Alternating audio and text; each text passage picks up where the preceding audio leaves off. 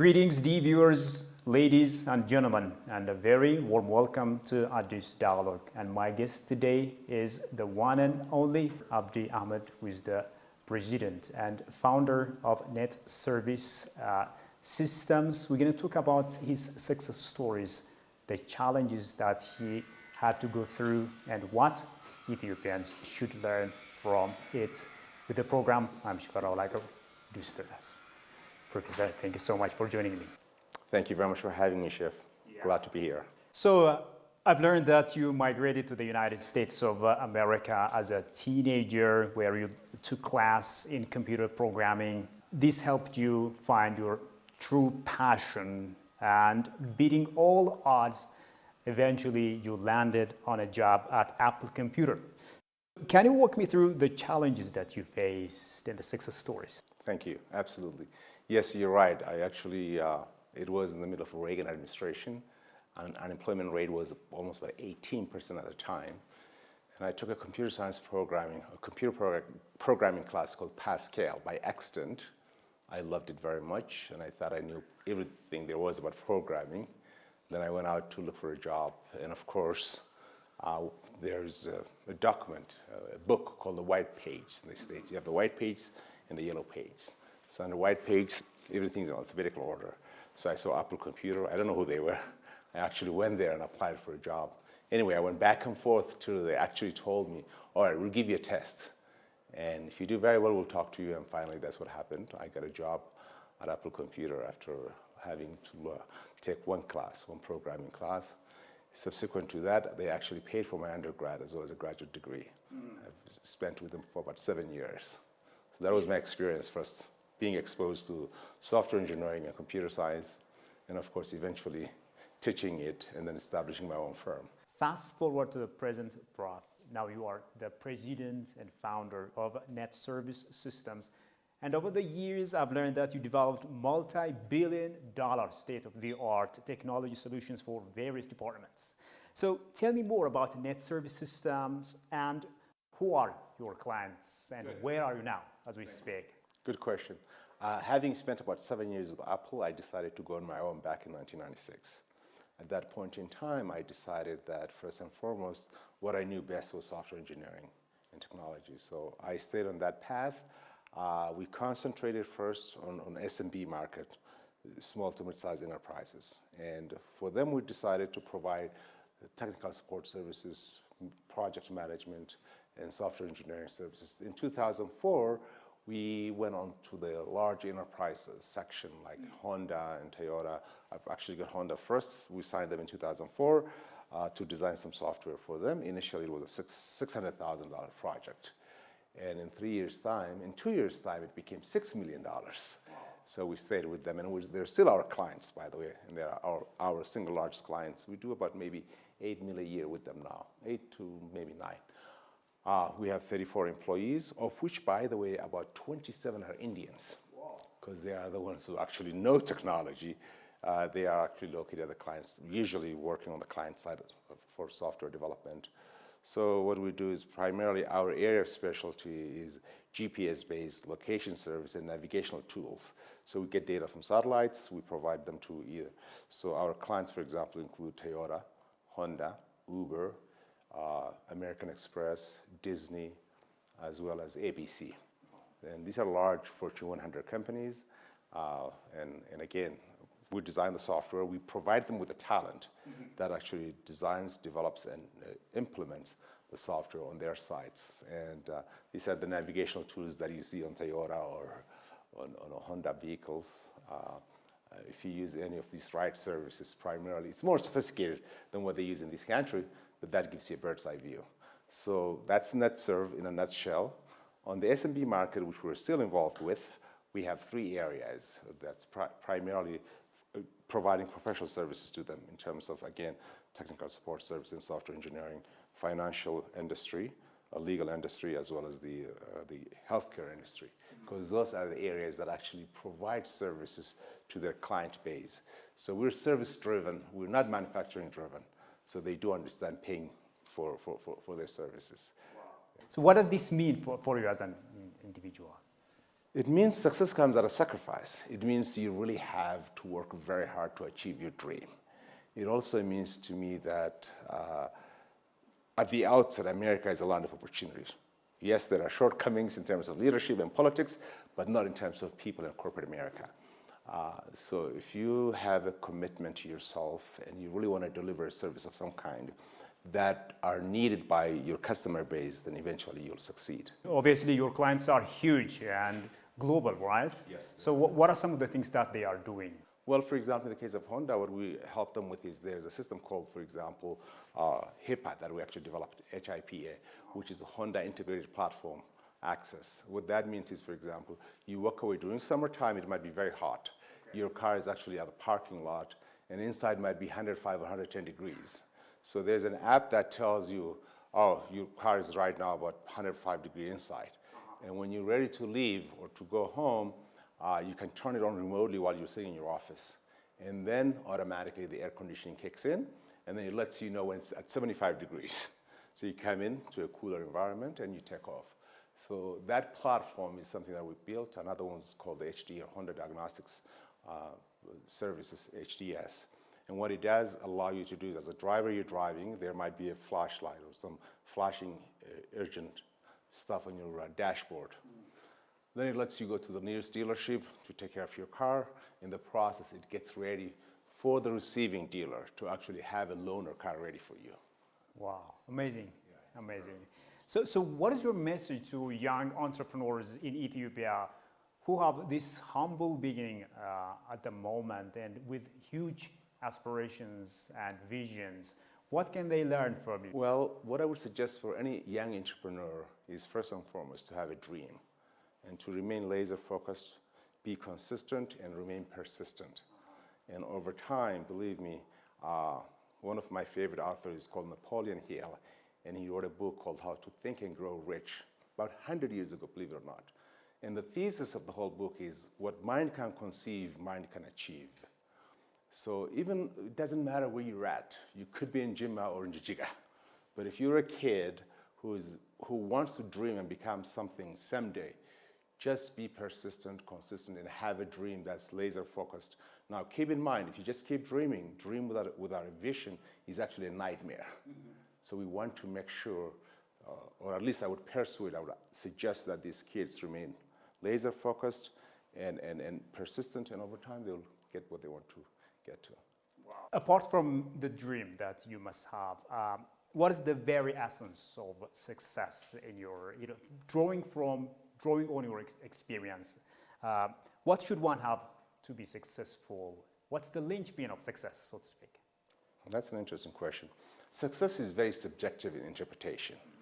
So, for example, for someone, success might be accumulation of financial wealth. For others, it might be spiritual fulfillment. For someone else, it might be civil service, or being in public sector, if you will. So for me, success is not really defined by how much you have, but how much you're willing to give, how much you want to be involved with the community at large. Because at the end of the day, we all belong to a community. We come from somewhere. So if you're successful on your own, but you're not giving back, something is wrong. And that is not how I define success. For me, success means actually sharing what I know and what I have with others in an effort to improve everybody's position in terms of life. Wow, that's amazing, and it's a wonderful piece of information that you've just given us. Let's also talk about Ethiopia and Africa when it comes to entrepreneurship or invention. In your view, where is Ethiopia and Africa in terms of invention and technology advancement, and how long should it go to keep up with the so-called developed world? True. Ethiopia has a very unique talent, or what I call talent pool. In 1987, Bill Gates said technology or software engineering is the only industry where the asset of the company goes home every night. In other words, in order to become technologically competent and advanced, you really don't need large hardware sets, if you will. You don't need to invest machines that cost millions of dollars. It's just a talent, the brain talent, and we already have that. That talent might not be disciplined, But the fact of the matter is, if we really put more emphasis on technology and helping our youth in what we call STEM, at least in the States, that's science, technology, engineering, and math, and some added A as an architecture, if you will. But at any rate, concentrating on helping our youth on an ongoing basis in going towards science and technology will definitely help next 5 to 10 years. About 2 weeks ago or so, I was reading something about Dr. Abiy opening up the new Science and Technology Center, and I was very impressed seeing a robotic device that was actually designed and built by Ethiopians. So that actually shows you we don't have lack of talent. We actually have talent. We just have to regroup them and have them focused. I'll give you a good example in 2 areas. For example, India, 20 years ago from today, from this year, they wanted to lure all the American technical companies and become a hub for technology and tech support. So they had to do 2 things that were very important. Number 1 is electricity, always on electricity, always available electricity. And they did that. The number 2 thing was a high-speed connectivity that's reliable. So after these 2 things, all the American companies actually have all come to India and started doing business with Indians. So if we invest in infrastructure, which I'm sure, hopefully the dam will improve our standing in terms of electricity. And of course, Ethiotel is now being challenged by Safari, and that market is being opened up. So in other words, we're on the right track. And if we remain on that path, I am sure we will be successful on a very short period of time. Let's also talk about self-sufficiency. How can Africa become self-sufficient when it comes to technology and innovation and stop becoming reliant or dependent on others? I'll give you a good example. There are 2 islands. They were both the British colony in the 60s, about the same size. At that point in time, in 1961 through 62, about 60 years ago, the income for both islands were about the same, about $5,000 a year. All right? Now, one of them is the richest country in terms of per capita, and the other still remains what it was 60 years ago. And the only difference between the 2 is actually the human capacity, the talent, the human talent, and the commitment that these people made to themselves and to their country in terms of technologically advancing and remaining united and actually putting some stuff together. And those 2 countries, by the way, one is Jamaica and the other is Singapore. Oh. Yeah, so in the 60s, they were both under British colony, and they both had about the same income, the same size in terms of island. And of course, Singapore is one of the richest countries on the face of the earth today. Right. And Jamaica still remains the same way as it was back in 60 years ago. So that shows you it is actually the human talent that dictates your level of progress. And of course, implementation of technology is the foundation for that dictation. What can Africa learn from this? What specifically can the continent of Africa learn from this, and what can Ethiopia as well? Well, the 2 things that they have to actually improve on, and there was a 3rd thing, and Dr. Abiy had already spoken about it, and I'm very happy to hear the liberalization of financial institutions. So that's one major step towards actually achieving what we want to achieve, because unless we open up the markets and we adopt a free market approach and then bring about technology that will be of benefit to us, keep in mind technology, it's the least barrier to entry in terms of really what you want to achieve. You don't invest millions of dollars. You just have the right brain. You just have the right talent. Put them together and then have them work. So Africans in general, and Ethiopians in particular, have that talent pool. Ethiopia, for example, instructions are actually in high school and in college are in English. So if we have the right infrastructure, we have the ability to attract the same companies that have been exhausted by India at this point in time and are willing to come and look for a cheaper labor force that are well educated, and we can offer that. Okay, great idea there. Let me come to you. With all the success stories, your expertise, and everything when it comes to technology and innovation, what exactly are you doing for your motherland, Ethiopia? I have come back home now about 2 years ago, 2.5 years ago actually, and I'm originally from Jijiga. That's my hometown. So one of the things that I have done was Mustafa, who's the president and a good friend of mine, persuaded me to invest in this country. So after 6 months of going back and forth, I agreed, and I have come back home to my place of birth. And now I'm building there a mall that is the largest single building in eastern part of Ethiopia. It's about 4,000 square meter. It'll be about 90-story high. It's going to cost about $20 million. We have done very well so far. We finished first underground parking lot for about 200 cars, and we have finished the first floor. We're second floor, and first floor we already have about 4 or 5 banks that are already in there. So my commitment to my country is the fact that I'm back. I put all my eggs in one basket, and I do believe and hope that it will work. I'm also here in Addis most of the time, and I'm investing in Addis Ababa too, in terms of real estate projects. So I'm hopeful. And not only am I hopeful, but I look forward to spending the rest of my time here in trying to help my homeland. What is your future plan, maybe, in helping Ethiopia, apart from the things that you are doing, and helping Ethiopia become a better country in terms of technology and innovation? My future plan is really, again, to teach, and hopefully teach here. And the reason I do that is not because of money, actually. It is because my interactions with the talent that I see. I've been teaching in the States for 22 years now. And now when I come here, and I went back to Jijiga University and a few other universities to lecture and actually see how they're doing, I'm very disappointed in the way our curriculum is actually working in this country. So there's a huge opportunity. There is a talent in Ethiopia, and that's an undisciplined talent. So all we have to do is restructure them. I'll give you a very good example. I will speak to a third-year software engineering students, and they can't even parse a very simple HTML code. And not because they don't understand it, but because of the instructions they receive. So we have to separate the two. The talent is there. It might be undisciplined. It might be unstructured. But it's a diamond in the rough. Mm-hmm. So we need to get that diamond out and present it to the rest of the world. And I plan on doing something about it as much as I can at personal level. I think the Ministry of Education has revised its curriculum. How should the curriculum be revised, maybe, if it has to be revised in the future, in such a way that Ethiopians will get the best out of it when it comes to technology and innovation? Absolutely. What is your suggestion? Yeah, Dr. Nega is a professor from the United States, so he does understand how the system works very well, and I'm glad he's in that position at least to make a practical change. One of the things that, for example, in the United States, there is no so-called 12th grade exam. There is none.